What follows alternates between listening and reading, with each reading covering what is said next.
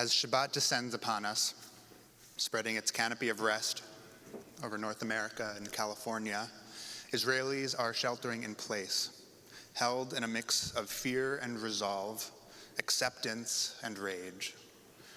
And that's just the news from today. In recent days and weeks, we've been given more than enough evidence that the world is dangerous, unpredictable, and often terrifying. The best comfort in the face of this distress is to see it, mark it, and bless it, and then hold it in context within the eternal unfolding of our scroll of history and tradition. That's what Shabbat offers us each week. That's what the weekly Torah reading reminds us. In times of deep uncertainty and unrest, it is a noble and sacred pursuit to seek comfort for our spirits and courage in our fear. I like to think of the Torah not just as a book or even as a scroll, but as an arrow, one shot from a bow at Mount Sinai many generations ago. That arrow has not yet landed. Astonishingly, it remains in flight, passing through time and space, wherever Jews live, learn, and gather together. The word Torah itself shares a root with the Hebrew word morim, teachers, horim, parents, and yoreh, one who shoots, as in an archer. Torah is all of these things: instruction, guidance, and direction, a way to move through not just the good times, but the bad ones too, especially the times that are both good and bad at once, which is to say, most of life. The Talmud teaches that we are obligated to bless not only what is good in our lives, but also what is bad. So let us turn towards Torah as a guide, a compass, and a source of strength in this quite intense moment. Jewish learning, like all learning, doesn't always land the first time around. But that never means that we can't return to it later, on our own terms. I myself wasn't especially fond of Hebrew school, and I have reason to believe many of you might say the same. Maybe the lessons felt irrelevant. Maybe the social dynamics were tricky. Maybe Judaism was chosen later in life. That's why I launched a class for our young adult community that I called Hebrew School Dropouts. Hebrew School Dropouts was created as a space to re-engage with the wisdom of our tradition, starting with the Hebrew alphabet, engaging with it through a lens of humor and irreverence. From that place, I can tell you, deeper engagement and subsequent reverence can emerge. Whether you actually dropped out or never paid attention or never had a chance in the first place, Hebrew School Dropouts became a place to reclaim our tradition as relevant, wise, and yes, even a bit cheeky. So, let me subject you to a short Hebrew lesson. In Hebrew, as you might know, the key to understanding a word is to find the root of the word.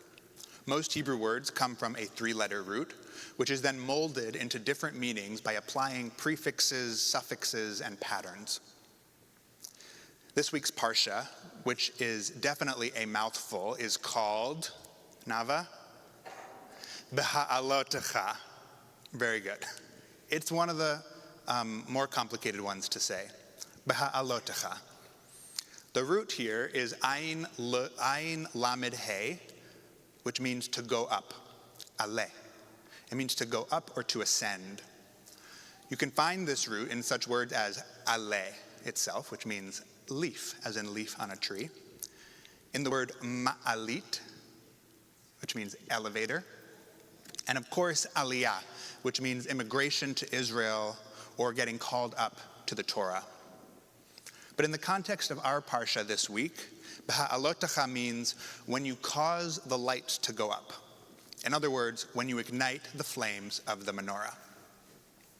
This refers to Aaron the high priest's physical act of kindling the menorah, a sacred object in the tabernacle, and to this day, an emblem of the Jewish people globally and for sure in Israel. In Israel, you'll find the 7-branched candelabrum, the menorah, as an emblem of the Jewish people. It's on Israeli passports and other official state documents, among other places. And you see 2 of them here in this very sanctuary. So in our Torah portion, God commands Aaron, "B'ha'alotecha et hanerot," go and raise up the flame. This command is much more than a task.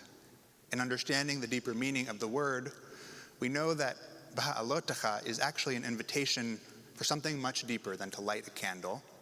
It's a call to reach upward and outward and to connect with the indescribable patchwork of holiness that all people from Aaron until now spend our days pursuing. Later on in the same parsha, we meet some Israelites who are unable to bring the Passover offering at the appointed time. They had been caring for the dead, which rendered them impure and therefore forbidden from approaching the sanctuary and bringing the Passover offering. They were very concerned about being excluded from such a significant spiritual moment. So they came to Moses and they asked, why should we be excluded from one of the most important holidays of the year? It's a very good question, and one that actually stumps Moses. And I love this moment in the Torah because it almost reads like sketch comedy. They ask what to do about missing Passover, and Moses replies, "Imdu ve'eshme'ah," which I'm going to translate here as, "Stay right there, I'll go ask." He then goes and asks God, what should we do? There's this case of the people not being able to bring their offering in its appointed time. God's response, in my opinion, is extraordinary. God doesn't want anyone to be spiritually cut off, and so God institutes a second opportunity, a make-up date for Passover, a full month later, known as Pesach Sheni, literally Passover 2.0. This affirms a core truth, that closeness to the sacred is always possible, even if you missed your first chance. The Torah names two reasons for this make-up date. One is ritual impurity on account of being close to a corpse, as I already mentioned. And the second reason is that if one is on a very distant journey, one might be eligible to bring that second offering a month later. But like the good Jews that they were, our commentators and rabbis that came after the Torah expanded this. Rashi suggested that even a short journey might count as an excuse. Not only is the new offering brought on Pesach Sheni equally valid, it's even a little more lenient because it's not the actual holiday of Passover. So chametz is permitted. You can imagine a dinner of roasted lamb served with a side of crusty bread, not something that you can imagine at your Passover Seder. So these themes remind us that clarity and connection to the sacred are never out of reach. Not for dropouts, not for latecomers, not for those who are afraid, and not for those who are suffering. It's not out of reach for anyone. When life is turbulent, personally or globally, the menorah will still be there, waiting to be kindled, waiting for you to go up to it, waiting for our ascent. This door to re-engagement and deepened connection is always open.